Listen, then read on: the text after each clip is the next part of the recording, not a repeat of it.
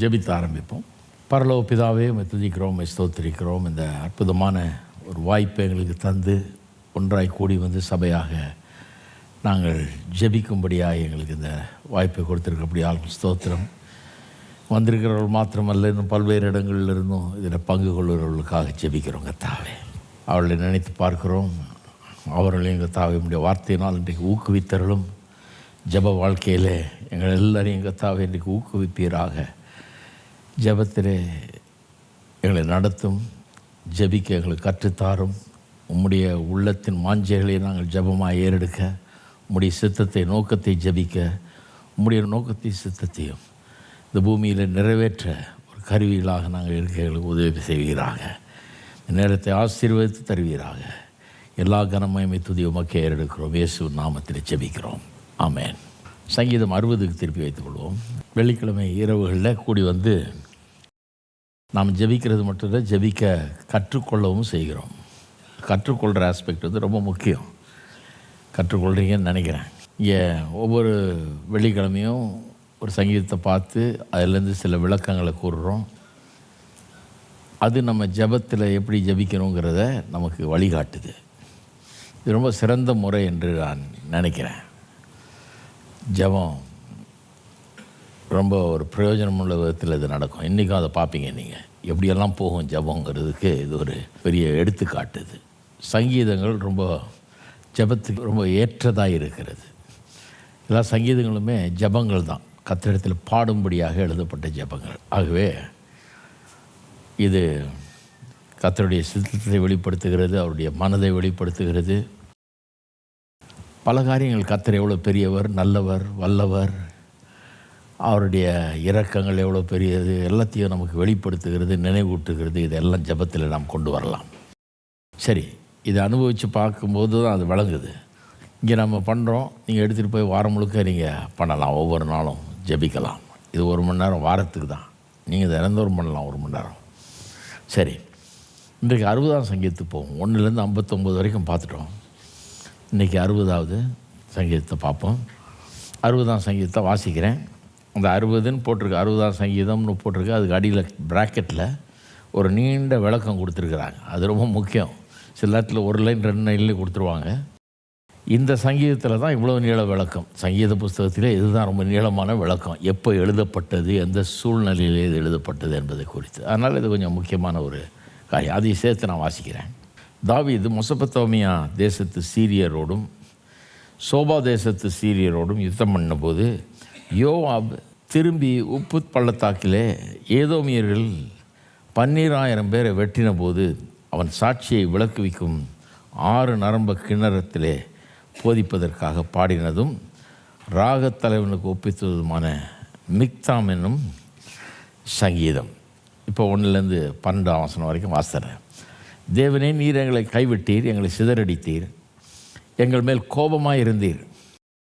மறுபடியும் எங்களிடமாய் திரும்பியறலும். பூமியை அதிர பண்ணி அதை வெடிப்பாக்கினீர், அதன் வெடிப்புகளை பொருந்த பண்ணும், அது அசைகின்றது. உம்முடைய ஜனங்களுக்கு கடினமான காரியத்தை காண்பித்தீர், தத்தளிப்பின் மதுபானத்தை எங்களுக்கு குடிக்க கொடுத்தீர். சத்திய நிமித்தம் ஏற்றும்படியாக உமக்கு பயந்து நடக்கிறவர்களுக்கு ஒரு கொடியை கொடுத்தீர். உமது பிரியர் விடுவிக்கப்படும்படி உமது வலது கரத்தினால் ரட்சித்து எனக்கு செவி கொடுத்தருளும். தேவன் தமது பரிசுத்தத்தை கொண்டு விளம்பினார். ஆகையால் களி கூறுவேன். சீகேமை பங்கிட்டு சுக்கோத்தில் பள்ளத்தாக்கை அளந்து கொள்ளுவேன். கீலேயாத் என்னுடையது, மனாசேயும் என்னுடையது. எப்பிராயிம் என் தலையின் பெலன், யூதா என் நியாய பிரமாணிகன். மோவாபின் பாத பாத்திரம், ஏதோமின் மேல் என் பாதரட்சியை எரிந்து போடுவேன். பெலிஸ்தியாவே என் நிமித்தம் ஆர்ப்பரித்துக்கொள். அரணான பட்டணத்துக்குள் என்னை நடத்தி கொண்டு போகிறவர் யார்? ஏதோ மட்டும் எனக்கு வழிகாட்டுகிறவர் யார்? எங்கள் சேனைகளோடு புறப்படாமல் இருந்த தேவரீர் அல்லவோ, எங்களை தள்ளிவிட்டிருந்த தேவரீர் அல்லவோ. இக்கட்டில் எங்களுக்கு உதவி செய்யும். மனுஷருடைய உதவி விருதா. தேவனாலே பராக்கிரம் செய்வோம், அவரே எங்கள் சத்துருக்களை மிதித்து போடுவார். இப்படி சங்கீதம் வாசிக்கும்போது சில நேரத்தில் ஒன்றும் விளங்காது, என்ன சொல்லுதுன்னு விளங்காத மாதிரி இருக்கும். அதுக்கு தான் கொஞ்சம் இதில் போதனை அவசியம். அப்போ நல்லா இது விளங்கும். இது எந்த சூழ்நிலையில் எழுதப்பட்டதுங்கிறத முதல்ல நாம் கவனிக்கணும்.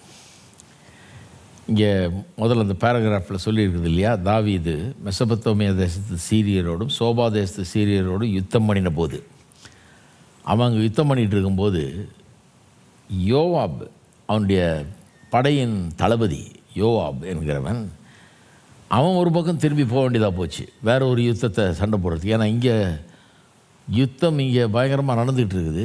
இதை பற்றி 2 சாமுவேல் 8ஆம் அதிகாரம் 1 முதல் 14 வசனங்களில் அந்த கதையை அப்படியே வாசிக்கலாம். இந்த கான்டெக்ஸ்ட்டை, அதாவது அந்த சீரியரோடு யுத்தம் பண்ணின போது யோவாப் திரும்பி போய் வேறு ஒரு யுத்தத்தை நடத்த வேண்டியதாக போச்சு. அந்த சூழ்நிலையை பற்றி நீங்கள் 2 சாமுவேல் 8ஆம் அதிகாரம் 1 முதல் 14 வசனங்களில் நீங்கள் வாசிக்கலாம். ரொம்ப இன்ட்ரெஸ்டிங் பகுதி அது. அந்த 8ஆம் அதிகாரத்துக்கு வர்றதுக்கு முன்னாடியே பல காரியங்கள் அங்கே சொல்லப்பட்டிருக்கிறது. 5ஆம் அதிகாரத்தில் தாவீது ராஜாவாயிடுறான். இவ்வளோ நாள் நம்ம கடந்த சில சங்கீதங்கள்லாம் இந்த பிராக்கெட்டில் சொல்லப்பட்டிருக்கிற காரியங்கள் எதை குறித்ததாக இருந்தது. தாவீது ஓடுறான், சவுல் துரத்துறான். தாவீது போய் ஒளிந்து கொள்ளுகிறான், சவுல் துரத்துக்கிறான். ஒளிந்து கொண்டு இருக்கிற இடத்துலேருந்து எழுதுகிறான். அப்பேற்பட்ட சங்கீதங்களை தான் பார்த்தோம் சில வாரங்களாக. இன்றைக்கி தாவீது ராஜாவாயிட்டான். 2 சாமுவேல் 5ஆம் அதிகாரத்தில் பார்த்திங்கன்னா தாவீது ராஜாவாயிட்டான், இஸ்ரவேல் முழுவதும் ராஜா. 2வது எருசலேமை தன்னுடைய தலைநகரமாக்கி கொண்டான். அதை கைப்பற்றி தன்னுடைய தலைநகரமாக்கி கொண்டான். 5ஆம் அதிகாரத்திலே அது வருது. 2 சாமுவேல் 5ஆம் அதிகாரத்தில் 3வது இன்னொரு காரியம் சொல்லப்பட்டிருக்கிறது. பெலிஸ்தியர் மீது பெரிய வெற்றியை அவன் எடுத்தான் திரும்பியும். 4வது உடன்படிக்கை பெட்டியை எருசலேமுக்கு கொண்டு வர்றான். கொண்டு வந்து அவருடைய ஆராதனையெல்லாம் ரொம்ப சிறப்பிக்கிறான். 5வது 7ஆம் அதிகாரத்தில் பார்த்திங்கன்னா ஒரு மாபெரும் காரியம் அவனுக்கு தீர்க்க தரிசனமாக உரைக்கப்படுகிறது. நாத்தான்வேல் தீர்க்கதரிசி கர்த்தர் வெளிப்படுத்துகிறார். என்னென்னு வெளிப்படுத்த? இவன் சொல்கிறான், ஆண்டவரே, நான் இவ்வளோ நல்ல அரண்மனையில் இருக்கிற, நீர் கூடாரத்தில் இருக்கிறீர், ஆசரிப்பு கூடாரம் தான் போய் இருக்குது இன்னும். அதனால் உமக்கு ஒரு பெரிய அரண்மனையை கட்ட விரும்புகிறேன். நான் மட்டும் இவ்வளோ நல்ல அரண்மனையில் இருக்கிறேன், நீர் தான் என்னை ஆடு மேய்க்கிற பையனாக இருந்தேன், என்ன இவ்வளோ பெரிய ராஜாவாக்கினீர். அப்போ நீர் எப்படி சாதாரண ஒரு டெம்பரரி ஸ்ட்ரக்சரில் இருக்கலாம், நான் இவ்வளோ பெரிய அரண்மனையில் இருக்கிறேனே, நான் உமக்குன்னு ஒரு நல்ல அரண்மனையை கட்ட விரும்புகிறேன், ஒரு பேலஸ் மாதிரி ஒரு தேவாலயத்தை கட்ட விரும்புகிறேன் அப்படின்றான். கர்த்தர் சொல்கிறாரு, நாத்தான்ட்டு சொல்கிறாரு, அவன்கிட்ட சொல்லி, அவன் கட்ட போகிறதில்ல, அவன் மகன் கட்டுவான். அது மட்டும் இல்லை, எனக்கு இவன் வீடை கட்ட பார்க்குறான், அவனுக்கு சொல்லு, நான் அவனுடைய வீட்டை கட்ட போகிறேன், அவனுடைய சந்ததி என்றென்றைக்கும் ஆளும்படியாக செய்ய போகிறேன் அப்படின்னு ஒரு மிகப்பெரிய வாக்குத்தத்தை தர்றாரு. 7ஆம் அதிகாரம் ரொம்ப பிரமாதமான அதிகாரம் 2 சாமுவேலில். அவனுடைய சந்ததி என்றென்றைக்கும் ஆளும்னு. அதனால தான் இயேசு வந்தபோது சிலர்லாம் ரெக்கக்னைஸ் பண்ணிட்டாங்க, இவர் தாவீதின் குமாரன், இவர் தான் அந்த என்றென்றைக்கும் ஆளுகிறவர் என்று மேசியாவை குறித்த வாக்குத்தத்தம் அங்கே 7ஆம் அதிகாரத்தில் கொடுக்கப்படுது. இதெல்லாம் கொடுக்கப்பட்ட பிறகு தான் 8ஆம் அதிகாரத்தில் உள்ள சம்பவம் வருது. 8ஆம் அதிகாரத்தை வாசிக்க வேண்டிய அவசியம் இல்லை இப்போது, பட் நான் சொல்லிடுறேன். 8ஆம் அதிகாரத்தில் பார்த்திங்கன்னா யுத்தங்கள், பல யுத்தங்கள் நடக்குது. அங்கே 2 முறை திரும்ப திரும்ப என்ன சொல்லியிருக்குன்னா, தாவீதை எல்லா நேரத்துலையும் கர்த்தர் காப்பாற்றினார்ன்றதை அங்கே சொல்லியிருக்குது. தாவீது போன எல்லா இடத்திலும் கர்த்தர் அவனை காப்பாற்றினார்னு 14ஆம் வசனத்தில் வாசிக்கிறோம். அது மட்டும் இல்லாமல் 6ஆம் வசனத்துலேயும் வாசிக்கிறோம். குறைஞ்சது 2 தடவை அங்கே சொல்லியிருக்குது, தாவீது போன எல்லா இடத்துலையும் கர்த்தர் அவனை காப்பாற்றினார். போன இடத்துலனா அங்கே யுத்தத்தின் மேலே யுத்தம் நடக்கிறது அங்கே வாசிக்கிறோம். இந்த எல்லா யுத்தத்துலேயும் அவனுக்கு பெரிய வெற்றி தந்து அவனுக்கு கீழே எல்லாரையும் கொண்டாட வைக்கிறதுக்கு கர்த்தர் எல்லாம் பண்ணுறாரு. தோல்வியே கிடையாது, முற்றிலும் வெற்றி. அப்படி ஒரு இது போயிட்டு இருக்குது. எந்த பக்கம் திரும்பினாலும் வெற்றி, அவனை யாரும் ஜெயிக்க முடியாது, அந்த மாதிரி பெரிய வெற்றி. ஆயிரக்கணக்கான பேரை கொன்று குவிக்கிறான். அவன்கிட்ட எதை எடுத்துகிட்டு போனாலும் ஒன்றும் நடக்காது, அந்த மாதிரி ஒரு ஆள். அப்படிப்பட்ட ரதங்கள் இதெல்லாம் எடுத்துகிட்டு வராங்க, ஒன்றும் நடக்கலை, இவன் ஜெயிக்கிறான். ஜெயித்துட்டு இருக்கும்போது அதன் மத்தியில் ஒரு தோல்வி ஏற்படுது. அதை பற்றி தான் அந்த சங்கீதம். இவ்வளோ பெரிய வெற்றி ஒரு பக்கம், இந்த ஐப்ராத் நதியின் ஓரத்தில் இவன் இங்கே சண்டை போட்டுட்ருக்கிறான், பெரிய வெற்றியெல்லாம் ஒன்று பின்னால் ஒன்று வெற்றியாக வந்துக்கிட்டு இருக்கு. திடீர்னு கேள்விப்படுறான், அங்கே ஒரு குரூப்பு இவனுக்கு எதிராக கிளம்பி அங்கேயும் அவங்களையும் அடக்கி கொண்டாந்துட்டான் தான் கையில். இவன் அங்கே இல்லை, வேறு இடத்துல பிஸியாக இருக்கிறான், போராடிக்கிட்டு இருக்கிறான், யுத்தம் பண்ணிகிட்டு இருக்கிறான்னு தெரிஞ்ச உடனே அங்கே அவங்களுக்கு துளிர் விட்டுருச்சு. அவங்க எழும்பி இவனுக்கு எதிராக எழும்பி யுத்தம் பண்ணுகிறார்கள். அதில் நிறைய நஷ்டம் ஏற்படுகிறது இவனுக்கு. கேள்விப்பட்டு இவன் என்ன பண்ணுறான், யோவாப் என்கிற தன்னுடைய கமாண்டரை அங்கே அனுப்புகிறான். அங்கே ஒரு யுத்தத்தை அவன் தனியாக நடத்த முடியாது அனுப்புகிறான்.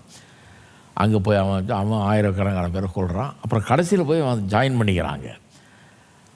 அந்த கடைசியாக போய் ஜாயின் பண்ணுறதுக்கு முன்னாடி தான் அதை இந்த சங்கீதத்தை எழுதுகிறான் என்று சொல்லுறாங்க. இங்கே சண்டை போட்டுட்டு இருந்தவன் இங்கே முடிச்சுட்டு கடைசியாக அங்கே நடக்குது சண்டை, அங்கேயும் வெற்றி வருது. ஆனால் அது முடிக்கிறப்ப கடைசியாக ஒரு பட்டணத்துக்குள்ளே நுழைஞ்சி அதை கேப்சர் பண்ணுறப்ப இவன் போய் அங்கே நுழைஞ்சு பெரிய வெற்றி எடுக்கிறான். அந்த நேரத்தில் தான் இது எழுதப்படுகிறது என்று நாம் இந்த நடந்த காரியங்களில் இங்கே சொல்லியிருக்கிற காரியங்களையும் 2 சாமியில் 8ஆம் அதிகாரம் 1-14 வசனங்களில் சொல்லியிருக்கிற காரியங்களும் ஒன்று சேர்த்து பார்க்கும்போது அது அப்படித்தான் தெரிகிறது. சரி, இது என்ன யுத்தத்தை பற்றி பேசுகிறது, இதுக்கு நமக்கு என்ன சம்மந்தம்? நம்ம இன்றைக்கி யுத்தத்திலே இருக்கிறோம், நம்ம என்ன கத்தியும் இதையும் எடுத்துகிட்டு சண்டையாக போட்டுக்கிட்டு இருக்கிறோம், இதுக்கு நமக்கு என்ன சம்பந்தம்னு நினைக்கலாம் நீங்கள். இதுதான் பாருங்கள், பைபிளை ஒரு ஆவிக்குரிய கண்ணோட்டத்தோடு நம்ம வாசிக்கணும் பைபிளை. இல்லைன்னா பைபிளே நமக்கு அர்த்தமற்றதாகிடும். இந்த செய்தியெல்லாம் ஒன்றுமே யாரோ அவன் எங்கேயோ சண்டைக்கு போனால் கடவுள் அவன் கூட இருந்தார், ஜெயம் கொடுத்தாரு, அவன் போன இடத்துலலாம் கர்த்தர் அவனை காப்பாற்றினார். அவ்வளோதான். இப்போ நம்ம எங்கேயோ கர்த்தர் நம்மளை காப்பாற்ற வேண்டியது இருக்கா? போகிற இடத்துலலாம் நமக்கு ஒன்றும் நம்ம எந்த யுத்தத்துலேயும் இல்லையே அப்படிங்கிற மாதிரி யோசிக்க ஆரம்பிச்சிடுவோம். ஆனால் இதை வாசிக்கும்போது என் மைண்டுக்கு என்ன வருதுன்னா, நாம் ஒரு ஆவிக்குரிய யுத்தத்தில் இருக்கிறோம். நம்முடைய வாழ்க்கை ஒரு பெரிய ஆவிக்குரிய ஒரு யுத்தத்தின் மத்தியில் நாம் வாழ்ந்து கொண்டிருக்கிறோம். கர்த்தருக்காக இந்த பூமியில் வாழ்கிறோம்.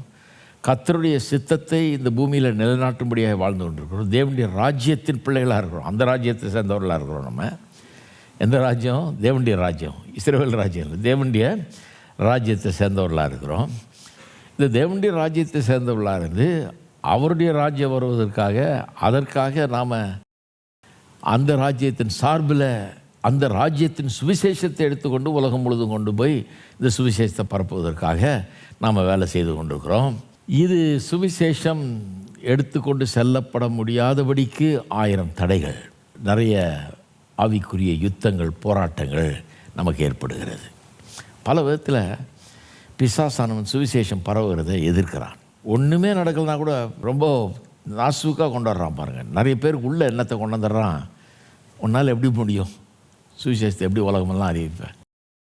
நான் முதல்ல ஆரம்பித்தப்ப அப்படி தான் எனக்கு ஒரு எண்ணம் தோண்டிச்சு. உலகம் ஒரு பெரிய கடல் மாதிரி, இதில் போய் உலகம் முழுக்க சுவிசேஷத்தை அறிவின்னு அவர் சொல்லிட்டு போயிட்டார். நான் எப்படி உலகம் முழுக்க போய் சுவிசேஷத்தை அறிவிக்கிறது? எனக்கு போகவும் முடியாது, போகிறதுக்கு வேண்டிய காசு இல்லை.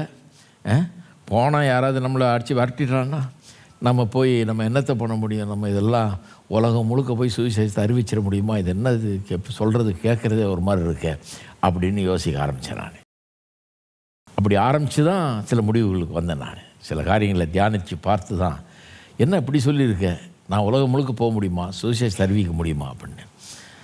அப்புறம் தான் நான் யோசித்து பார்த்தேன், நான் தேவனுடைய ராஜ்யத்தில் இருக்கிறேன், அவர் ராஜாவாக இருக்கிறாரு. இந்த உலகத்தில் இருக்கிற சக்திகள், உலகத்தில் இருக்கிற பிரச்சனைகள், நாம் போக முடியாதபடிக்கு நம்ம தடை செய்கிற எல்லா காரியங்களும் அவையெல்லாம் ஒன்றுமே கிடையாது. தேவனுடைய பார்வையில் ஒன்றுமே கிடையாது. அவர் நமக்கு முன் செல்லுகிறவர், நம்ம கூட வருகிறவர். அவர் நம்ம கூட வரும்போது நமக்கு ஜெயம் உண்டாகிறது நிச்சயம். கூட வர்றப்ப ஜெயம் உண்டாகிறது நிச்சயம். இப்போ அதை மனசில் வச்சுக்கிட்டு அந்த ஆங்கிளில் இதை வாசித்து பாருங்கள்.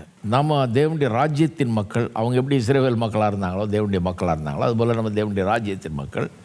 அவங்க உலக பிரகாரமாக ஒரு லேண்டுக்காக, ஒரு தேசத்துக்காக, அவங்களுடைய பட்டணங்களை காப்பாற்றுறதுக்காக ஒரு யுத்தத்தை பண்ணுறாங்க.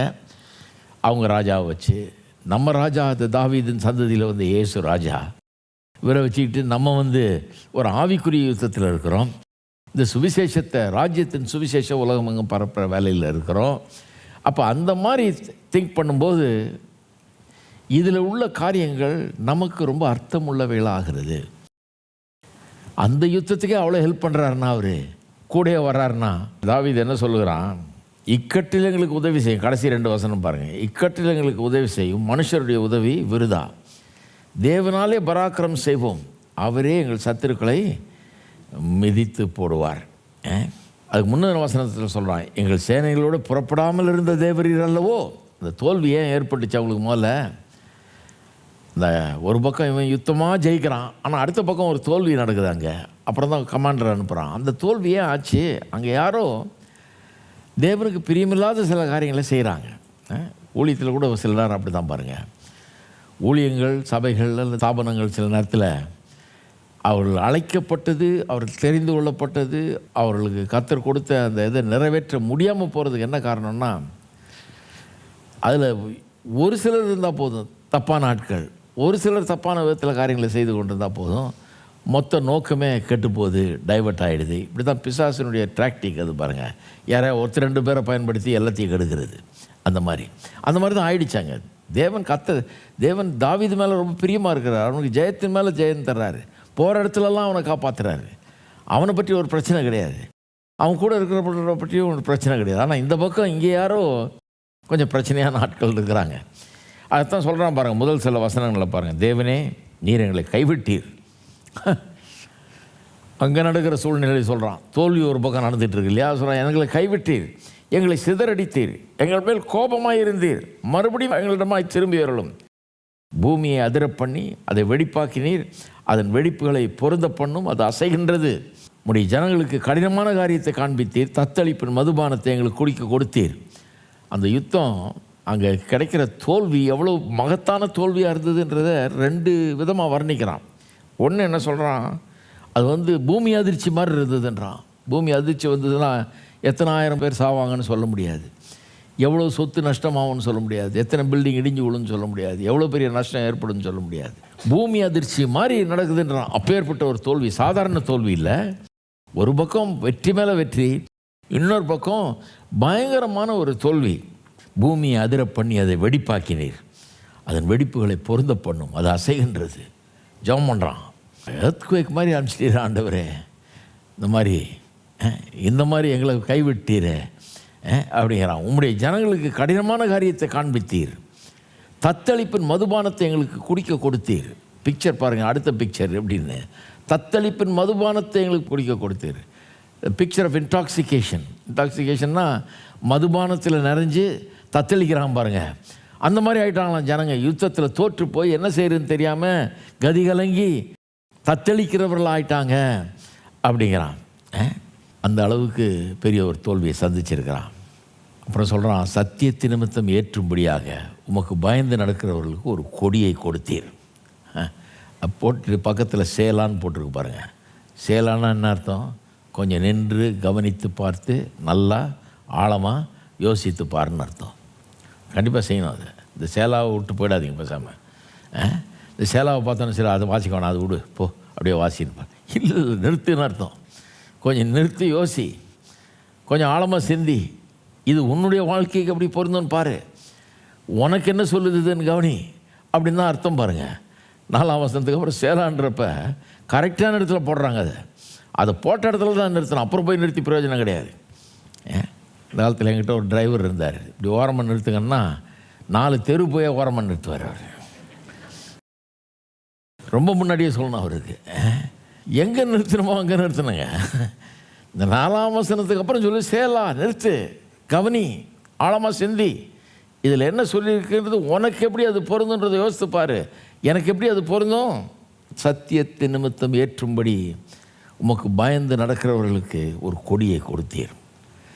என்ன சொல்கிறாரு? ஆமாம், அங்கே சிலர் கீழ்ப்படியாமல் போயிட்டாங்க, ஒரு மாதிரி கர்த்தருக்கு விரோதமாக சில காரியங்களை செஞ்சிட்டாங்க. சில நேரத்தில் ஒரு ஆள் சரியாக இல்லாதப்போ கூட ஸ்தாபனமே பாதிக்கப்படுது இல்லையா? எரிகோ பட்டணத்தை ஜெயித்தாங்க முதல்ல இஸ்ரவேல் ஜனங்கள். போய் ஜெயிக்கும் போதே கர்த்தர் சொன்னார், அதில் இருக்க எல்லாத்தையும் அழித்து போடுனார். எல்லாத்தையும் ஒன்றெல்லாம் மாய்க்கணும், சுட்டு அரிச்சு போடுறார்.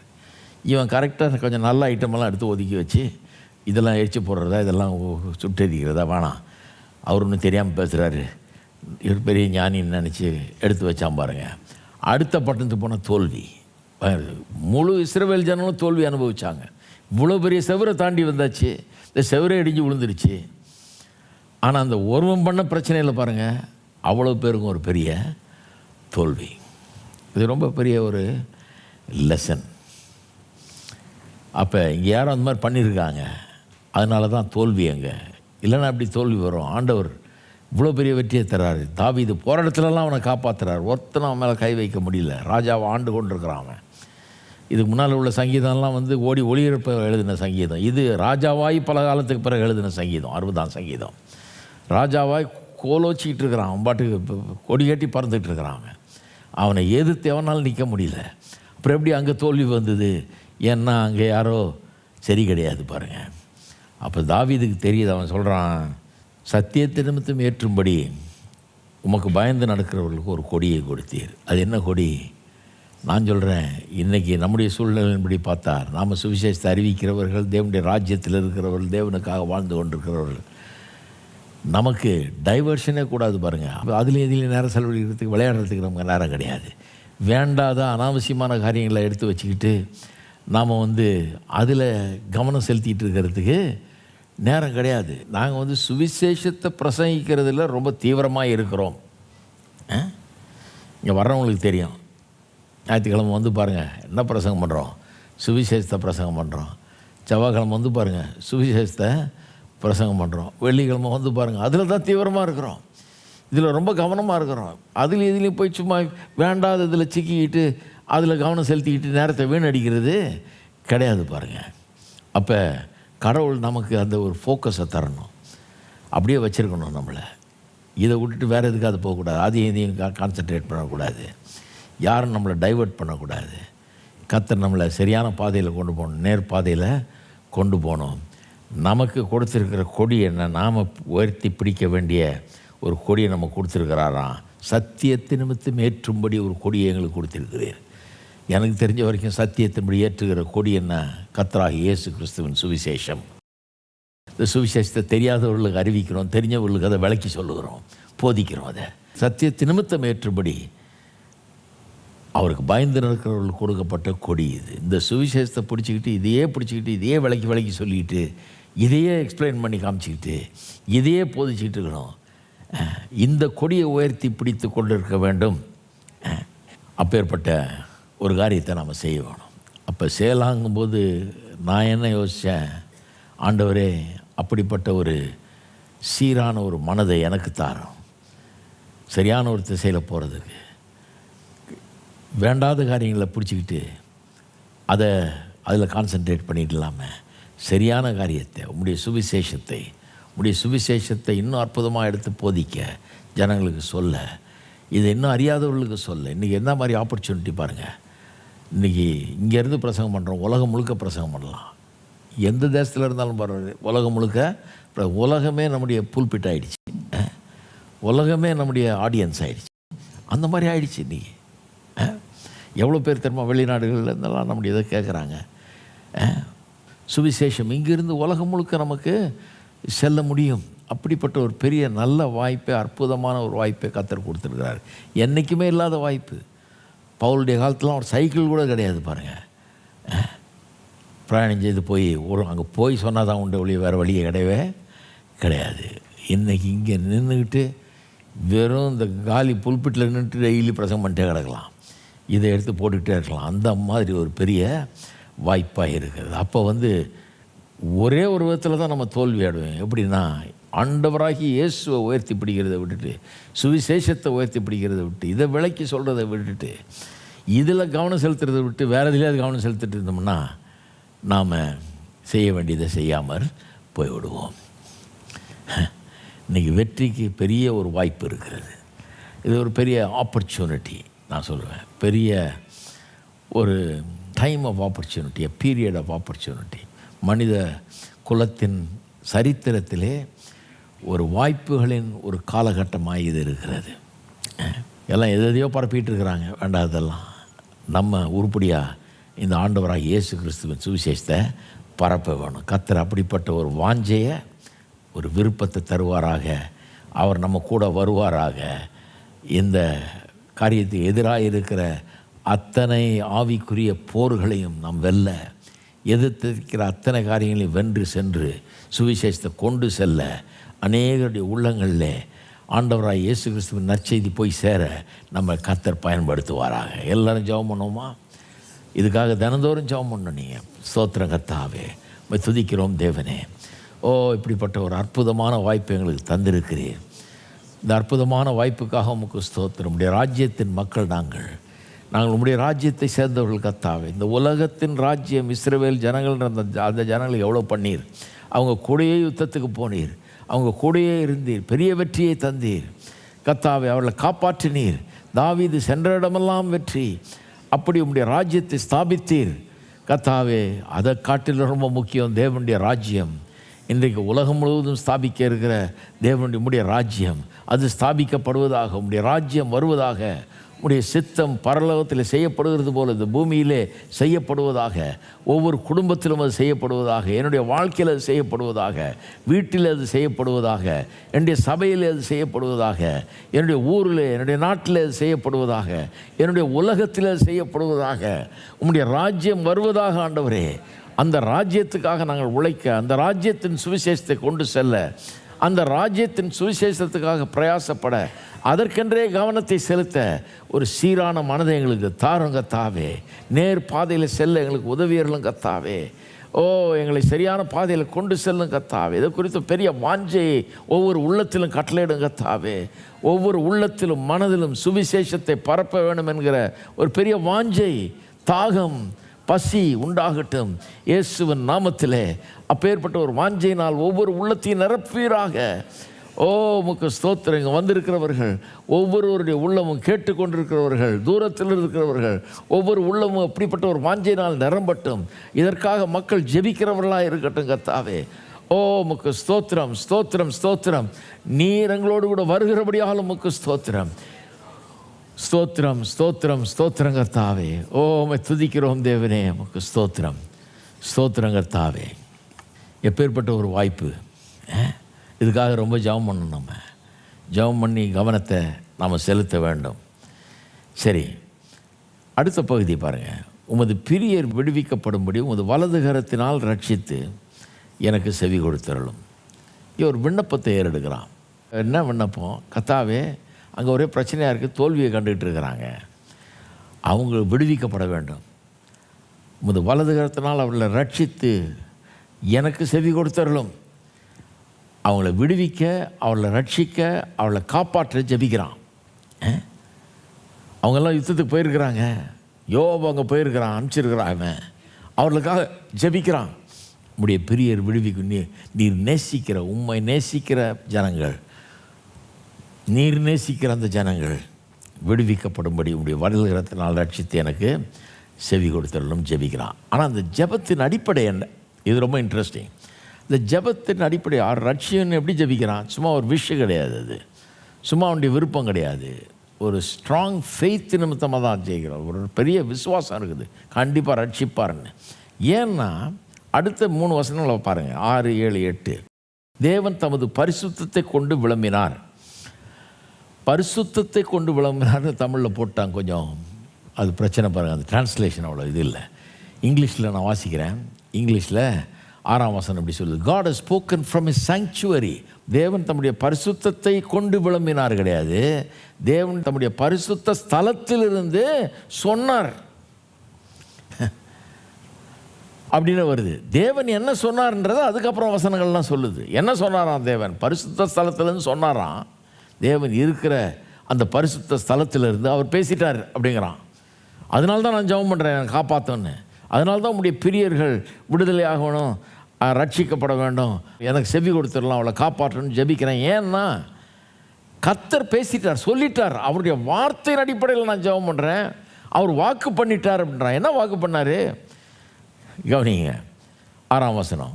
தேவன் தமது பரிசுத்த ஸ்தலத்திலிருந்து விளம்பினார். ஆகையால் களி கூறுவேன். எப்படி சொல்கிறோம்? ஆகையால் களி கூறுவேன் சொல்லிட்டாரு, கண்டிப்பாக செஞ்சிருவார். அதனால் நான் என்ன பண்ணுறேன்? களி கூறுவேன். சீகேமை பங்கிட்டு சுக்கோத்தின் பள்ளத்தாக்கை அளந்து கொள்ளுவேன். சீகேம்னா எந்த இடம் அது? இந்த பேருங்கள்லாம் பார்த்திங்கன்னா இங்கே வரப்போகிற இப்போ கிலேயாத்தின் வருது, மனாசேன் வருது, எப்ராயிம், யூதா, எல்லா பேருங்கள்லாம் வருது பாருங்க. தாவீது காலத்து பேருக்கு கிடையாதுங்க. இதெல்லாம் எந்த காலத்து பேர்? யாக்கோபு காலத்து பேர். நீ யோசித்து பாருங்கள். தாவீது காலம் 100கணக்கான ஆண்டுகள் கடந்த பிறகு யாக்கோபு காலத்து பேர். ஏன் அந்த பழைய பேர்களை யூஸ் பண்ணுறாங்க? வேணும்னே பர்பஸாக அங்கே யூஸ் பண்ணப்பட்டிருக்கிறது. ஏன்னா அவன் சொல்கிறான், தம்முடைய பரிசுத்த ஸ்தலத்திலேருந்து தேவன் சொல்கிறார். தேவனே சொல்லிட்டாரு, ஆகையால் நான் களி கூறுவேன். என்ன சொல்லிட்டாரு? சீகேமை பங்கிட்டு சுக்கோத்தின் பள்ளத்தாக்கு அளந்து. சீகேம்னா என்ன? அவன் தன்னுடைய மாமனார் வீட்டுக்கு போய் 20 வருஷம் இருந்தான் இல்லையா? மனைவியில் கல்யாணம் பண்ணியாங்க. 20 வருஷம் வாழ்ந்துட்டு திரும்ப வர்றான். தகப்பன் வீட்டுக்கு வரும்போது அந்த சீகேம் என்கிற இடத்துல வந்து தங்குறான். அங்கே வர்றதுக்கு முன்னால் சுக்கோத்துங்கிற இடத்துல தங்குறான் வழியில். இதெல்லாம் வந்து யாக்கோபு தன்னுடையதாக நம்பி கர்த்தர் தனக்கு கொடுத்த இடமாக நம்பி சுதந்திரிக்க போன இடங்கள் இதெல்லாம். அவன் நம்புறான், என்னுடைய முற்பிதாக்கு தேவன் வாக்குத்தத்தம் பண்ண இடங்கள் இதெல்லாம், அதில் அவனுக்கு உரிமை இருக்குன்றதை பார்க்குறான் அவன். சீகேமை பங்கிட்டு சுக்கோத்தின் பள்ளத்தாக்கு அளந்து கொள்ளுவேன். கர்த்தர் சொல்லிட்டாரான், கீலேயாத் என்னுடையது, மனாசேயும் என்னுடையது, எப்ராயிம் என் தலையின் பலன், யூதா என் நியாய பிரமாணிகன், மோவாப் என் பாத பாத்திரம், ஏதோமின் மேல் என் பாதரட்சி எறிந்து போடுவேன், பெலிஸ்தியாவே என் நிமித்தம் அர்ப்பணித்துக்கொள். இதெல்லாம் வந்து கர்த்தருக்கு சொந்தமான இடங்கள். கர்த்தர் சொல்லிட்டாரு, எங்கள் முப்பாட்டனுக்கு வாக்கு தத்தம் பண்ணப்பட்ட இடங்கள் இதெல்லாம். இதையெல்லாம் பறிக்கிறதுக்கு எங்கள்கிட்ட இருந்து பிடுங்கி போடுறதுக்கு தான் யுத்தங்கள்லாம் நடக்குது. இதுக்கு தான் எங்களுக்கு சத்துருக்கள் நிறைய பேர் இருக்கிறாங்க. நாங்கள் இதெல்லாம் அடையாதபடிக்கு, எங்களுடைய சுதந்திரத்தை பெற்றுக்கொள்ளாதபடிக்கு எங்களை தடை செய்கிறதுக்கெல்லாம் வந்திருக்கிறாங்க. ஆனால் நான் களி கூறுவேன், நான் அர்ப்பணிப்பேன். ஏன்னா அவர் வந்து தம்முடைய பரிசுத்த ஸ்தலத்திலிருந்து வாயை விட்டு சொல்லிட்டாரு, இது என்னதுன்னு சொல்லிட்டார். ஆகவே அவர் எங்களை நேசிச்சிட்டார், நாங்கள் அவரை நேசிக்கிறோம். எங்களை காப்பாற்றுவார், எங்களை விடுவிப்பார், எங்களை ரட்சிப்பார், எங்களுக்கு இதையெல்லாம் நிச்சயமாக சொந்தமாக்குவார்ன்றான். பெரிய லெசன் இங்கே. நம்முடைய ஜபம் வந்து வெறும் விஷஸின் அடிப்படையில் இல்லை, நம்முடைய விருப்பங்களின் அடிப்படையில் நம்ம ஜபம் பண்ணல. இந்த விருப்பங்களுக்கு அடிப்படை என்ன? கர்த்தருடைய வார்த்தை. வெறும் நான் விரும்புகிறேன்றது கிடையாதுங்க. ஏதோ எனக்கு இஷ்டம் அதனால நான் தாரம் ஆண்டவரே, அப்படி இல்லை கிறிஸ்தவ ஜபம். கர்த்தருக்கு விருப்பம் இருக்கீங்களா? கர்த்தருக்கு விருப்பம். நான் சுகமாகிறது கர்த்தருக்கு விருப்பம், நான் நல்லா இருக்கிறது கர்த்தருக்கு விருப்பம், நான் ஆசீர்வதிக்கப்படுவது கர்த்தருக்கு விருப்பம், நான் ரட்சிக்கப்படுவது கர்த்தருக்கு விருப்பம், எல்லாரும் சுவிசேஷத்தை கேட்கறது கர்த்தருக்கு விருப்பம், கர்த்தருடைய விருப்பம். அப்போ சுவிசேஷத்தை உலகம் முழுக்க கொண்டு சேர்றதை பற்றி நம்ம ஜெபம் பண்ணும்போது, நான் விரும்புகிறதுனால ஜெபிக்கலை, எனக்கு ஏதோ சபை வளரணும், அது பண்ணணும், இது பண்ணணும், அப்படி கிடையாது. அவருடைய விருப்பம் அது. கர்த்தர் சொல்லிட்டாரு. என்ன சொன்னார்? உலகமெங்கும் சென்று சகல ஜாதிகளுக்கு சுவிசேஷத்தை பிரசங்கியுங்கள், சீஷராக்குங்கள், அவர்களுக்கு பிதா குமாரன் பரிசுத்தாவின் நாமத்தாலே ஞானஸ்தானம் கொடுத்து நான் உங்களுக்கு போதத்தை எல்லாம் அவர்கள் கைகொள்ளும்படி அவர்களுக்கு போதியுங்கள், உலகத்தின் முடிவு பரியந்தம். நம்மளும் அங்கே வந்துடுறோம். முடிவு வரலையேன்னோ, உலகத்தின் முடிவு பரியந்தம், இதோ உலகத்தின் முடிவு பரியந்தம் நான் உங்களுடனே கூட இருக்கிறேன். எத்தனை பேர் சொல்கிறீங்க கர்த்தர் நம்மளோட கூட இருக்கிறாருன்னு? அப்படி தான் சொல்லி அனுப்பிச்சார். அப்படி சொல்லி அனுப்பிச்சதுனால தான் போகும்போதே தாவீது யுத்தத்துக்கு போகிற மாதிரி போகிறான். அப்படி சொல்லி அனுப்பிச்சதுனால தான் போகும்போது, என்னம்மாப்பா ஊழியத்துக்கு அழைச்சிட்டாரு, என்ன பண்ணுறது, கஷ்டம்தான், ஊழியத்துக்கு போய் நம்ம பாடுதான் அப்படின்னு போல. ஆமாம், சில இடங்களில் பாடுபட்டார்கள், சில இடங்களில் ரொம்ப துன்பப்பட்டார்கள், எல்லாம் இருந்தது.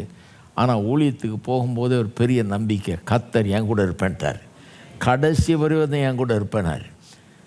இன்னும் கேட்டால் பவுலுக்கு சொல்கிறாரு, அந்த பட்டணத்திலே உனக்கு அநேக ஆத்துமாக்கள் உண்டு, ரெடி பண்ணி வச்சுருக்கேன்றார். என்ன மாதிரி கர்த்தர் பாருங்க. கர்த்தருக்காக எவராது ஏதாவது சாதித்திருப்பார்கள்னா அப்படிப்பட்ட ஊழியக்காரங்களை பார்த்தீங்கன்னா, ஒன்று கர்த்தர் போக சொன்னார்னு நம்புகிறாங்க. முதல்ல நல்லா கவனிங்க, கர்த்தர் போக சொன்னார்ன்ற பெரிய நம்பிக்கை இருக்குது அவங்கள்ட்ட. அவங்க வந்து நான் போய் பார்க்கலான் இருக்கிறேன் அப்படின்னு கிளம்பலை. என்கிட்ட ஒருத்தர் நான் அப்படி தான் போனான், எங்கே போய் பார்க்குறேங்க, ஏதாவது ஒர்க் அவுட் ஆச்சுன்னா, அவன் கிராமத்து பாணியில் சொன்னான், ஏதாவது குதிருச்சுன்னா இங்கே இருக்கிறவங்களா எங்கள் பாட்டி வீட்டு, நான் சொன்னேன் முதல்ல பாட்டி வீட்டுக்கு போ, அங்கே போய் பார்த்துட்டு ஏதாவது நல்லா வந்ததுன்னா இருக்கிறேன், அப்புறம் பாட்டி வீடு எதுக்கு கலப்பையை கையில் எடுத்து திரும்பி பார்க்குறேன், வேலைக்கே ஆகாது, முதல்ல நேராக பாட்டி வீட்டுக்கு போ, நீ போ, ஆக்கி சாப்பிட்டுரு, பாட்டி இப்போ சாப்பாடு போடுவாங்க, உட்காந்து சாப்பிட்டு, வேலைக்கே ஆக மாட்டேன், என்னத்தை படிச்சு நீ இங்கே படிச்சுட்டு பேசுகிறான் அப்படி இல்லை, ஏதோ ஒரு டிகிரி வாங்கிக்கணும் அவ்வளோதான் அவங்களுக்கு, வேறு என்ன அறிவு வந்ததுன்னு தெரில எனக்கு. முதல்ல போய் சரியான்ட்டேன். போகிறவன் எப்படி போகணும்? கர்த்தர் சொல்லியிருக்கிறார் போக சொல்லி, அதனால் போகிறேன். அவர் போக சொன்னவர் என் கூடயே வரேன்னு இருக்கிறார், கடைசி வரையும் கூட வருவேன் இருக்கிறார். நான் மட்டும் போகல, அவரோட போகிறேன். அவரோட போகிறதுனால நிச்சயம் எனக்கு வெற்றி உண்டு. அவரோட போகிறதுனால ஆத்துமாக்கள் கிடைக்குமா கிடைக்காத, ஆத்துமாக்கள் நான் சொல்கிறத விசுவாசிப்பாங்களா, நான் ஒரு புது இடத்துல போய் பிரசங்கம் பண்ணால் அது தேருமா தேருவேனா தேரமாட்டேனான்றது சந்தேகமே கிடையாது. கண்டிப்பாக தேரும். ஏன்னா ஆத்துமாக்களுடைய உள்ளத்தை ஆயத்தம் பண்ணுறவர் அவர். இருக்கீங்களா?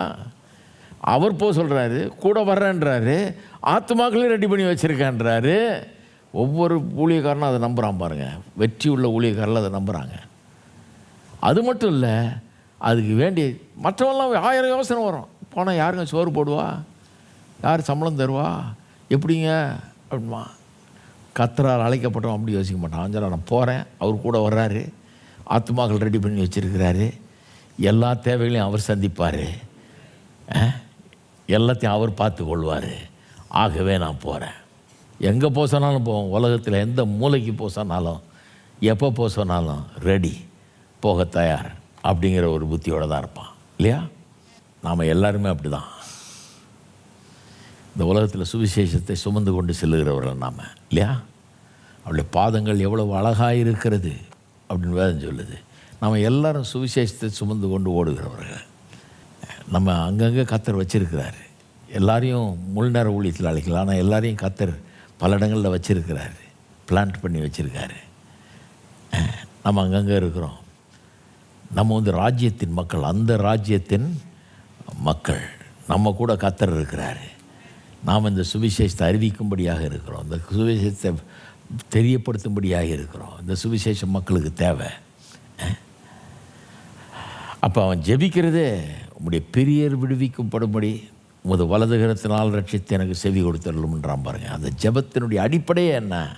கர்த்தர் தம்முடைய பரிசுத்த ஸ்தலத்திலேருந்து சொல்லிட்டார், இதெல்லாம் என்னதுன்ட்டார். அதனால இது என்னது தான், அவன் என்ன துரத்த முடியாது போ அப்படின்றான். நான் நிச்சயமாக இதெல்லாம் சொந்தமாக்குவேன். எனக்கு வெற்றி மேலே வெற்றி கண்டிப்பாக கிடைக்கும், கண்டிப்பாக கிடைக்கும் அப்படிங்கிற ஒரு உறுதியோடு போகிறான். எத்தனை பேர் நம்புறீங்க நமக்கு வெற்றி மேலே வெற்றியை ஆண்டவர் தருவார்னு? நான் நம்புகிறேன். ஊழியம் ஏதோ நாம் விரும்புனதுனால செய்யலை, ஏதோ நான் இதை செய்யணும் அது செய்யணும் சபையை கட்டணும் அப்படி கிடையாது. நானாக கண்டுபிடிச்சேன், அது கிடையாது. அவருடைய விருப்பம், அவருடைய சித்தம், அவருடைய நோக்கம். அவர் அனுப்புகிறாரு, கூட வர்றாரு, அவர் தான் ஆத்துமாக்களை கொடுக்குறாரு, அவர் தான் தேவைகளை சந்திக்கிறார், அவர் தான் எல்லாம் பண்ணுறாரு. இப்போ நான் என்ன பண்ணுறேன்? நான் ஒரு கருவி, போக சொல்கிற இடத்துக்கு போகிறேன். நீங்களும் ஒரு கருவி. இல்லையா? எல்லோரும் நாம் ஜெபிப்போம். இந்த ஒரு மனப்பான்மை, இப்படிப்பட்ட காரியம் உள்ளத்தில் வரணும் ஒவ்வொருவருக்கும். ஸ்தோத்திரம் கர்த்தாவே, ஓ உமக்கு ஸ்தோத்திரம். ஸ்தோத்திரம் தேவனே, எங்களை அனுப்பினவர் நீர். உலகத்தின் முடிவு பரியந்தம் எங்களோடு கூட இருப்பேன்னு சொல்லியிருக்கிறீர். முடிவு பரியந்தம் எங்களோடு கூட இருக்கிறவர், முடிவு பரியந்தம் எங்களோடு இருக்கிறவர் நீர். அதுக்காக உமக்கு ஸ்தோத்திரம் கர்த்தாவே. முடிவு பரியந்தம் ஓ அப்போஸ்தலர்களோடு கூட இருந்தீர், சென்ற ஒவ்வொருவரோடு கூட இருந்தீர், அவர்கள் சென்ற ஒவ்வொரு தேசத்திலும் அவர்களோடு இருந்தீர். இன்றைக்கு உலகம் முழுக்க சுவிசேஷம் பரவி இருக்கிறது. ஏனென்றால் அவர்களோடு கூடவே நீர் சென்றீர், அவர்களோடு கூடவே இருந்தீர், அவர்களை கொண்டு சென்றீர், தேவைகளை சந்தித்தீர், வழி வாசலை உண்டு பண்ணினீர். அவர்களுக்கு ஏற்பட்ட அத்தனை இன்னல்கள், துன்பங்கள், பிரச்சனைகள் மத்தியில் அவர்களோடு கூட இருந்தீர். அக்கினி போன்ற சோதனைகள் மத்தியில் அவர்கள் கூட இருந்தீர். அக்கினியில் போடப்பட்ட போது கூட நீர் அவர்களோடு கூட இருந்தீர். ஓ உமக்கு ஸ்தோத்திரம். ஸ்தோத்திரம் கர்த்தாவே, எங்களோடு கூடவும் நீர் இருக்கிறீர் என்பதற்காக உமக்கு நன்றி செலுத்துகிறோம். நீர் எங்களோடு கூட இருக்கிறபடி ஆளுமுக்கு ஸ்தோத்திரம், என்னோடு கூட இருக்கிறபடி ஆளுமுக்கு ஸ்தோத்திரம், இந்த மக்கள் ஒவ்வொருவரோடு கூட இருக்கிறபடி ஆளுமுக்கு ஸ்தோத்திரம்.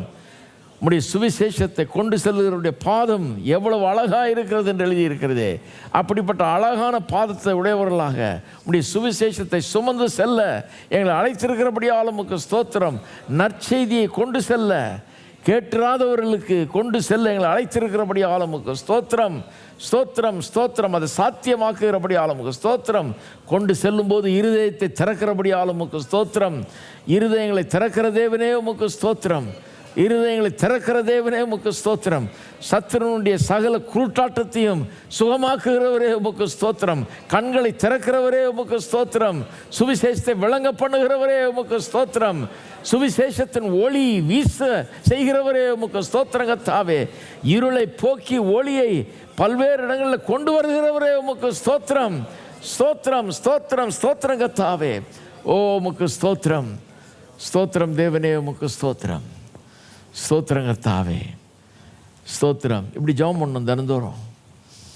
தினந்தோறும் ஜெபம் பண்ணணும். சபையினுடைய ஊழியத்துக்காக, சுவிசேஷத்தை நாம் அறிவிக்கும்படியாக, ஏராளமான மக்கள் அதை கேட்கும்படியாக, உலகத்தின் பல்வேறு பகுதிகளில் இந்த சுவிசேஷத்தை செல்லும்படியாக கர்த்தர் நம்மளை அதுக்குன்னே வச்சிருக்கிறார். அதுக்கு தான் சபை. நாம் குளிர்காயத்துக்கு இல்லை, சுவிசேஷத்தை உலகம் முழுக்க அறிவிக்கிறதுக்காக சபை.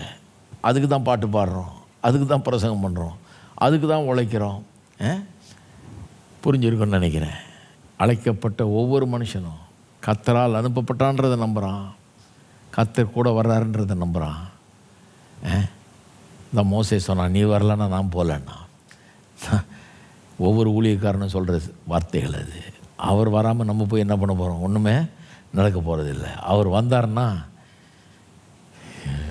நடக்கக்கூடாத காரியங்கள்லாம் நடக்கும். அப்படிப்பட்ட காரியங்கள்லாம் நடக்கும் இல்லையா? சரி, என்ன ஒரு அற்புதமான ஒரு காரியங்கிறத கவனிங்க. சரி, 9ஆம் வசனம் பாருங்கள். 9ஆம் வசனம் ரொம்ப இன்ட்ரெஸ்டிங். இப்போது நான் சொன்னேன் இல்லையா, தாவீது வந்து தன்னுடைய படைத்தலைவனை அனுப்புகிறான். அந்த பக்கம் போய் அந்த யுத்தத்தை, அங்கே கிளம்பிருச்சு யுத்தம், அங்கே போய் நீ பாரு, அங்கே பெரிய நஷ்டம் ஏற்பட்டுருக்கான், போய் பாருன்னு யோவாப் அனுப்பிச்சா அந்த கதையெல்லாம் அங்கே வருது. அவன் போய் அங்கே யுத்தம் பண்ணுறான், அவனுக்கு பெரிய வெற்றி கிடைக்குது. ஆனால் அங்கே போய் பார்க்கும்போது அங்கே இன்னும் முடியல, வேலை முடியல. அப்போ தான் தாவீது போகிறான். அப்போ அது முடியறதுக்கு முன்னால் எழுதுகிற சங்கீதம் தான். அதுதான் ஜெபம் பண்ணுறான், வெற்றியை தாராண்டவரேன்னு ஜெபம் பண்ணுறான். நம்ம அதில் ஒரு பகுதி இந்த ஜெபம் கவனிங்க. 9ஆம் வசனம், அரணான பட்டணத்துக்குள்ளே என்னை நடத்தி கொண்டு போகிறவர் யார்?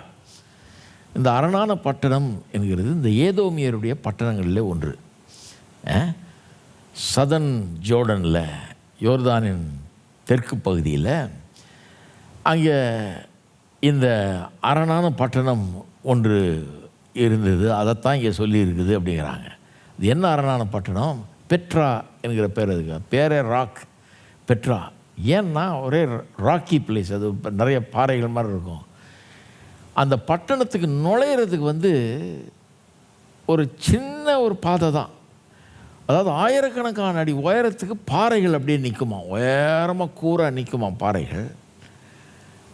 அதுக்கு நடுவில் ஒரு சின்ன வழி, வேலி மாதிரி ஒன்று போகும், ஒரு பள்ளத்தாக்கு மாதிரி. அதில் ஒரு நதி வேறு ஓடுது. இதில் தான் போனோம். அதில் ஒரு பாயிண்டில் பார்த்திங்கன்னா வெறும் 2 குதிரை மட்டும் செல்லக்கூடிய அளவுக்கு தான் கேப் இருக்குது. அப்போ யாரும் திபுன்னு வந்து உள்ளே வந்துட முடியாது, பட்டணத்துக்குள்ளே வந்துட முடியாது, எடுத்துட முடியாது அந்த பட்டணத்தை. அந்த பட்டணத்தை போய் ஒருத்தன் பிடிக்கணும், சொந்தமாக்கணும்னா ரொம்ப கஷ்டம். ஏன்னா எவ்வளோ பெரிய யுத்தம், எவ்வளோ பெரிய ஆர்மி கொண்டு வந்தாலும் இந்த வழியாக தான் போகணும், இந்த நெடுக்கமான பாதையில் தான் போகணும். அந்த சைடில் கொஞ்சம் பேர் இருந்தாலே போதும். எது? அந்த பட்டணத்தின் சைடில் அந்த பட்டணத்துக்காரனுங்க கொஞ்சம் பேர் இருந்தாலே இந்த ஆர்மியை காலி பண்ணிடலாம். ஏன்னா இவன் கொஞ்சம் கொஞ்சமாக தான் உள்ளே போக முடியும். 2 குதிரை தான் போகிறதுக்கு வழி அங்கே ஒரு பாயிண்டில். இவன் வர வர அவன் காலி பண்ணிடலாம். அப்படியே இவனுங்க அவன் பார்க்காத நேரத்தில் கும்பலில் நுழைஞ்சா கூட அவனுக்கு ஏறி மறைஞ்சிக்கிற பாறைகள் அது இதுவும் ஏராளமாக இருக்குது, ஒளிஞ்சிக்கிட்டு அங்கேருந்து அடிப்பான். ஈஸியாக அவன் ஜெயித்திருவான், யாருமே அதை எடுக்க முடியாது. அதனால தான் அதை அரணான பட்டணம் என்று சொல்லுகிறார்கள். பெட்ராங்கிற பட்டணம் இன்றைக்கி இருக்குதுன்றாங்க, அரணான பட்டணம். அதை எடுக்கணும் தாவீது போய். எல்லாம் சொல்கிறாங்க, முடியவே முடியாது, எவனும் எடுத்தது கிடையாது, நீ எப்படி எடுப்ப, நீ அதை போய் எப்படி எடுப்ப, நீ ரொம்ப கஷ்டம், அது உள்ளே போக முடியாது, நீ நுழையவே முடியாது, காலடி எடுத்து வைக்க முடியாது அப்படிங்கிறாங்க. தாவீது சொல்கிறான், முடியாதுங்கிறப்ப என்ன பண்ணுறான் பாருங்கள். அரணான பட்டணத்துக்குள்ளே என்னை நடத்தி கொண்டு போகிறவர் யார்? ஏதோ மட்டும் எனக்கு வழிகாட்டுகிறவர் யார்? அதை போய் ஜெயிக்கணும், அப்போ தான் முடியும் வேலை. அவனுக்கு தான் அங்கே எழும்பி இவனுக்கு எதிராக வந்துட்டானுங்க. ஸோ அங்கே நான் ஜெயித்து ஆகணுன்றான். எனக்கு வழிகாட்டுகிறவர் யார்? அப்புறம் சொல்கிறான் பாருங்க, எங்கள் சேனைகளோடு புறப்படாமல் இருந்த தேவரீர் அல்லவோ. அவர் கூட வராதனால தான் தோல்வி. அங்கே புறப்படாமல் இருந்த தேவரீர்கள், நீர் தானே வரணும், நீர் வராமல் நான் ஜெயிக்க முடியாது அப்படிங்கிறான். நீர் என் கூட வரலைன்னா தோல்வி தானே, அதனால தான் நாங்கள் தோல்வி ஏற்பட்டுச்சு என் ஜனங்களுக்கு. எங்களை தள்ளி விட்டிருந்த தேவர்கள் அல்லவோ. யாரோ ஒருத்தன் தப்பு பண்ணிட்டான், யாரோ சில பாவங்கள் இருக்குது, அங்கே சில வேண்டாத காரியங்கள் இருக்குது. சொல்கிறான், நீர் தானே வரணும், உம்மை தவிர யார் வர முடியும்? சொல்கிறான், இக்கட்டில் எங்களுக்கு உதவி செய்யும். மனுஷருடைய உதவி விருதா. வேறு யார்ட்டையும் போய் நான் கேட்க முடியாது, வேறு எவராலையும் முடியாது. இதில் வெற்றி வரணும்னா நீர் மட்டும்தான் செய்யணும் சொல்லிட்டு 12ஆம் வசனத்தில் அவனுடைய விசுவாசம் எப்படி பேசுது பாருங்கள். தேவனாலே பராக்கிரம் செய்வோம். நம்பிக்கை இருக்குது அவனுக்கு. கர்த்தர் நல்லவர், மன்னிக்கிறவர். நம்ம போய் கர்த்தரிடத்தில் நம்ம தவறுகளை சொல்லி நம்மை தாழ்த்தி கர்த்தரிடத்தில் நம்ம போய் கேட்கும்போது கர்த்தர் நம்ம கூட வருவார், நமக்கு செய்வார்னு நல்லா நம்புகிறான் பாருங்க. சொல்கிறான், தேவனாலே பராக்கிரமம் செய்வோம், அவரே எங்கள் சத்துருக்களை மிதித்து போடுவார். அவனுக்கு நம்பிக்கை இருக்குது, ஜெபத்தில் நம்பிக்கை இருக்குது. முதல்ல ஜெபம் பண்ணிட்டான், ஆண்டவரே உங்களுடைய பெரியர் விடுவிக்கப்படணும், வலது கரத்தினால் ரட்சியம், செவி கொடுத்துரும் அப்படின்னு. அதுக்கெல்லாம் கர்த்தருடைய வார்த்தை தான் அடிப்படை. ஏன்னா கர்த்தர் சொல்கிறார், இதெல்லாம் என் இடம், இதெல்லாம் உன் முப்பாட்டனுக்கு நான் கொடுத்தது, இதெல்லாம் உனக்கு சொந்தம்ட்டார், இதெல்லாம் அவனுக்கு ஒன்றும் எடுக்க முடியாது, ஒன்று தடுத்து நிறுத்த முடியாதுன்றாரு. அதன் அடிப்படையில் தான் ஜெபம் பண்ணுறான். இப்போ சொல்கிறான், இதையும் நான் போய் எடுப்பேன். அது எவ்வளோ சின்ன குறுகின வழியாக இருந்தாலும் சரி, கஷ்டமானதாக இருந்தாலும் சரி, எவராலையும் உள்ளே நுழைய முடியாது, ஜெயிக்க முடியாது, ரொம்ப கஷ்டம்னு சொன்னாலும் சரி, அந்த கஷ்டமான வேலையை கர்த்தர் எனக்கு சுலபமாக்கி தருவார். தேவனாலே பராக்கிரமம் செய்வோம், அவரே எங்கள் சத்துருக்களை மிதித்து போடுவார். கர்த்தர் கூட வந்தார்னா அங்கே நுழையிறதெல்லாம் ஒன்றும் பெரிய பிரச்சனை கிடையாது. ஒரு வாசலை கர்த்தர் உண்டு பண்ணுவார். சுவிசேஷம் நுழைய முடியாத இடத்துல கூட ரொம்ப இறுக்கமாக இருக்குது, இல்லை நுழையவே முடியாது, அங்கே போய் ஒன்றும் செய்யவே முடியாதுன்ற இடத்துல கூட செய்கிறதுக்கு கர்த்தர் ஒரு வாய்ப்பை ஏற்படுத்தி தருவார். இல்லைங்களா? நான் நம்புகிறேன், அதை கர்த்தர் தருவார் கண்டிப்பாக. அது மாதிரி தாவீது விசுவாசிக்கிற மாதிரி தான் நான் விசுவாசிக்கிறேன். அவனுடைய ஜெபம் தான் என்னுடைய ஜெபம். அரணான பட்டணத்துக்குள் என்னை நடத்தி கொண்டு போகிறவர் யார்? நீங்கள் ஜெபம் பண்ணியிருக்கீங்களா? சுவிசேஷமே நுழையாதபடிக்கு, எவருக்கும் அங்கே அறிவிக்கப்படாதபடிக்கு, எவரும் அதை கேட்காதபடிக்கு அரணான பட்டணங்களை உண்டாக்கி வச்சிருக்கிறார்கள். அதுக்குள்ளே நுழைபவன் யார்? அங்கே கொண்டு போகிறவர் யார்? என்னை நடத்தி கொண்டு போகிறவர் யார்? நான் ஜெபம் பண்ணுறேன், கர்த்தர் என்னை நடத்துவார், உங்களை நடத்துவார், விசுவாசிக்கிறவர்களை நடத்துவார்.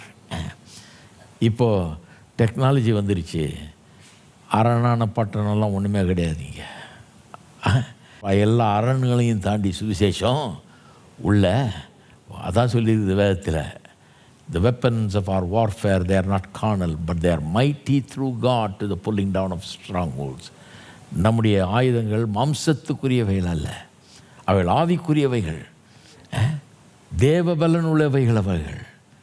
இந்த அரணான கோட்டெல்லாம் தவிடுபடி ஆகிடும், ஒன்றுமே இல்லாமல் போயிடும். இன்றைக்கி பாருங்கள், சுவிசேஷம் போய் வீடுகளுக்குள்ளே போயிடுது. நீங்கள் யாரும் வீட்டில் போய் கதவெல்லாம் தட்ட வேண்டியது இல்லைங்க. அவங்க லிவிங் ரூமுக்கே போயிடலாம், பெட்ரூமுக்கே போயிடலாம். டிவி வச்சுருக்குறாங்கங்க, அதில் தான் நாங்கள் அதில் போகிறோம். உட்காந்துட்டு இப்போ ஃபோனையே பார்த்துட்டு இருக்கிறாங்க இல்லையா, அதனால தான் அதில் இருக்கிறோம். கெட்ட கெட்ட காரியங்கள்லாம் அதில் இருக்குது. நான் ஏன் இருக்கக்கூடாது? நல்ல காரியத்தை போதிக்கிறாள் ஏன் இருக்கக்கூடாது? கண்டிப்பாக இருக்கணும், கண்டிப்பாக நாம் இருக்கணும். அரணான பட்டணங்களுடைய அந்த அரண்களை எல்லாம் நிர்மூலமாக்குகிறவர் தேவன். அரண்களை எல்லாம் நிர்மூலமாக்கி சுவிசேஷம் எங்கும் பரவ தேவனுடைய ராஜ்யம் இந்த பூமியில் ஸ்தாபிக்கப்பட உதவுகிறவர் கர்த்தர் இல்லையா? எப்பேற்பட்ட ஒரு வாய்ப்பு பாருங்கள் கர்த்தர் நமக்கு கொடுத்துருக்கார். இன்னும் ஒன்று சொல்லி முடிச்சிட்றேன். இதுக்காக ஜெபம் பண்ண போகிறோம். இப்போது இதெல்லாம் மனசில் வைங்க. ஜெபம் பண்ணும்போது முடியாது முடியாது முடியாதுன்னு சொல்லிட்டு நிறைய பேர், ஏன் சொல்கிறேன்னா, நிறைய பேர் நான் பார்த்துட்டேன், முடியாதுங்க, கஷ்டங்க, ஐயோ ரொம்ப அங்கே, ஐயோ அங்கெல்லாம் ரொம்ப கஷ்டம். இந்த பேச்சை விடணும். இந்த பேச்சை விட்டுட்டு கர்த்தர் நினச்சாருன்னா தலைகீழாகிடுவார் எல்லாத்தையும் இல்லையா? பாபிலோன் ராஜா இருந்தான் இல்லையா, நேபுகாத்நேசர். அவங்க காலத்தில் நடந்த ஒரு காரியத்தை 2ஆம் அதிகாரத்தில் வாசிக்கிறோம் தானியேலில். அவன் ஒரு சொப்பனத்தை பார்த்துட்டு அவனுக்கு தூக்கமே வரல. அவனுக்கு ஆளுகளை ஞானிகளை கூப்பிட்டு கேட்குறான், அந்த சொப்பனத்துக்கு அர்த்தம் சொல்ல முடியுமான்னு. அவனுக்கு எல்லாம் கதை சொல்கிற ஆசாமிங்க. ஏதாவது ஒரு சொப்பனம் சொன்னீங்கன்னா அதுக்கு அழகாக கதை கட்டி வியாக்கியானம் சொல்லுவானுங்க. இதை வச்சு தான் பொழைச்சிக்கிட்டு இருக்கானுங்க.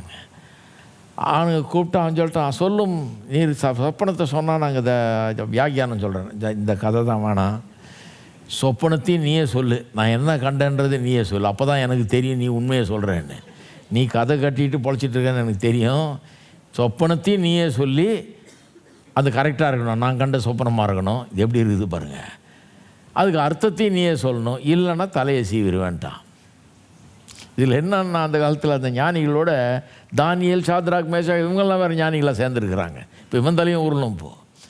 அதனால் அவங்களுக்கு அந்த செய்தி சொல்லப்பட்டோன்னா அவங்க ஜெபம் பண்ணுறாங்க ஆண்டவர்கிட்ட. ஜெபம் பண்ணி, என்ன ஆண்டவர் வேணுமோ தரிசனத்தை கண்டன்ட்டு நம்மளும் போட்டு நம்ம உயிரை வாங்கிடுவோம் போல கேட்டு ஜெபம் பண்ணி, ஆண்டவர் தரிசனத்தை வெளிப்படுத்தணும்னு கேட்குறாங்க. ஆண்டவர் தரிசனத்தை வெளிப்படுத்திட்டார். என்ன தரிசனம் கண்டான், அதுக்கு அர்த்தம் என்னன்றது தானியேலுக்கு வழங்கிடுச்சு. அவன் சொல்கிறான், ராஜாட்ட சொல்ல, நான் சொல்கிறேன்னு அப்படின்னு ஒன்று கூப்பிடுறாங்க. ராஜா சொல்கிறார், நான் கண்ட தரிசனம் சொல்ல முடியுமா நீ? ஏன்னா அதை கரெக்டாக சொல்லிட்டானாலே ராஜாவுக்கு நம்பிக்கை உண்டாகிடும். இவன் கரெக்டாக தான் சொல்கிறான்னு, இவன் சரியான அர்த்தத்தையும் சொல்லுவான்னு. என்ன ராஜா பாருங்க, அவன் ரொம்ப கிளவர் ராஜாவாக இருப்பான்.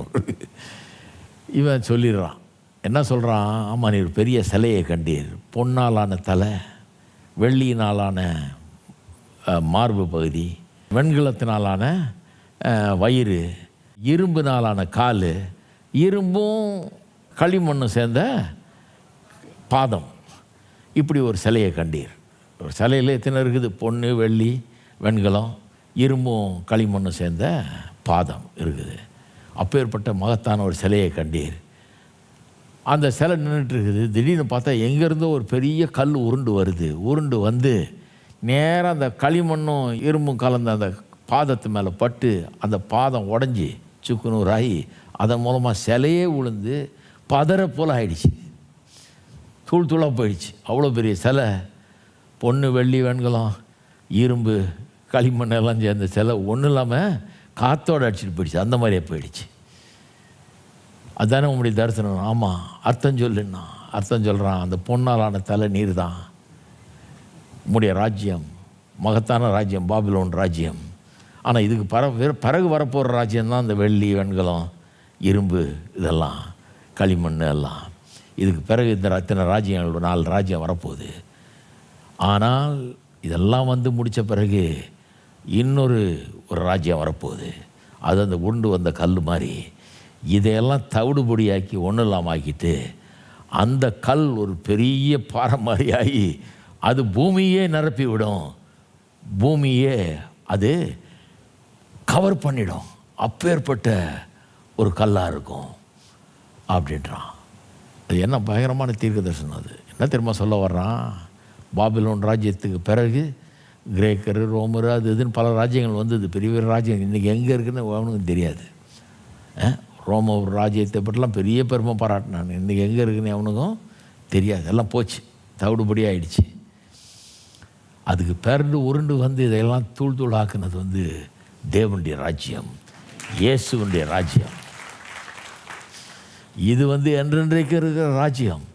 இது வந்து இதெல்லாம் தவிடுபடி ஆகிறது மட்டும் இல்லை, இது எங்கும் பரவி பூமியே நிரப்பக்கூடிய ஒரு ராஜ்யம். இதனுடைய சுவிசேஷம், தேவனுடைய ராஜ்யத்தின் சுவிசேஷம் பூமி எங்கும் இது பரவும். அப்படி நிரம்பும் இந்த பூமியே தேவனை அறிகிற அறிவினால். As the waters cover the sea, so the whole earth will be filled with the knowledge of the glory of God அப்படின்றது. தண்ணீர் வந்து கடலை நிரப்புறது மாதிரி பூமியே தேவனை அறிகிற அறிவினால், அவருடைய மகிமையினால் நிறைந்திருக்கும் என்று கர்த்தருடைய வார்த்தை சொல்லுது. அந்த ராஜ்யம் தேவனுடைய ராஜ்யம். நீங்களும் நானும் அந்த ராஜ்யத்தை சேர்ந்த மக்கள். அந்த ராஜ்யத்தை பிரசங்கிக்கிறோம். அதுதான் சுவிசேஷம், ராஜ்யத்தின் சுவிசேஷம் அது, இல்லைங்களா? ராஜ்யத்தின் சுவிசேஷம் இது. அப்போ இது வந்து பூமி முழுக்க கொண்டு செல்லப்பட வேண்டும். கண்டிப்பாக போகும். அது அவர் சொல்லிட்டாரு, அவர் செய்வார். நீங்களும் நானும் ஒரு கருவி தான். அதனால் இதில் வந்து தயங்குறதுக்கு ஒன்றுமே கிடையாது. நம்பிக்கையோடு ஜபிக்க வேணும். நான் நம்பிக்கையோடு ஜபிக்கிறேன். ஏன்னா இந்த கல் உருண்டு வந்த கல் இது வந்து வளர்ந்து பெருசாகி பூமியே நிரப்பக்கூடிய ஒரு தேவனுடைய ராஜ்யம் இது. இது நிச்சயமாய் நடக்கும். அதில் உங்களுக்கும் எனக்கும் ஒரு பங்கு உண்டு. இந்த வேலையில் எல்லாரும் கரங்களை உயர்த்தி கர்த்தரை ஸ்தோத்திரிப்போம். ஒவ்வொரு நாள் இதுக்காக ஜெபிக்க நம்ம அர்ப்பணிப்போம். இது அப்படியே நிறைவேறுகிறபடியால் கர்த்தரை ஸ்தோத்திரிப்போம். இந்த காரியங்களை கர்த்தர் அப்படியே நிறைவேற்றுகிறபடியால் நம் கர்த்தரை ஸ்தோத்திரிப்போம். ஸ்தோத்திரம் கர்த்தாவே, ஸ்தோத்திரம் ஸ்தோத்திரம் ஸ்தோத்திரம் ஸ்தோத்திரம் தேவனே. ஓ உம்மை துதிக்கிறோம் கர்த்தாவே. உம்மை ஸ்தோத்தரிக்கிறோம். தேவனுடைய ராஜ்யம் இந்த பூமியில் ஸ்தாபிக்கப்படுகிறபடியால் உமக்கு ஸ்தோத்திரம் கர்த்தாவே. இந்த ராஜ்யம் எங்களுக்குள்ளே இன்றைக்கே வந்து விட்டது. எங்கள் ராஜா இயேசு, இந்த இயேசுவின் ராஜ்யம் தேவனுடைய ராஜ்யம் கர்த்தாவே எங்கும் பரவி இந்த பூமியை நிரப்பக்கூடிய ராஜ்யமாக இருக்கிறபடியால் உமக்கு ஸ்தோத்திரம். அதன் சுவிசேஷத்தை அறிவிக்கும்படியாக எங்களை தெரிந்து கொண்டிருக்கிறீர், அதற்காக உமக்கு ஸ்தோத்திரம். ஆகவே நம்பிக்கையோடு நாங்கள் இங்கே வாழுகிறோம், தலை நிமிர்ந்து வாழுகிறோம். இந்த நம்பிக்கையோடு இதை சொல்லுகிறோம். இந்த சுவிசேஷத்தை நம்பிக்கையோடு அறிவிக்க கர்த்தாவே எங்களுக்கு கிருபை செய்வீராக. ஒவ்வொருவரையும் எடுத்து பயன்படுத்துவீராக.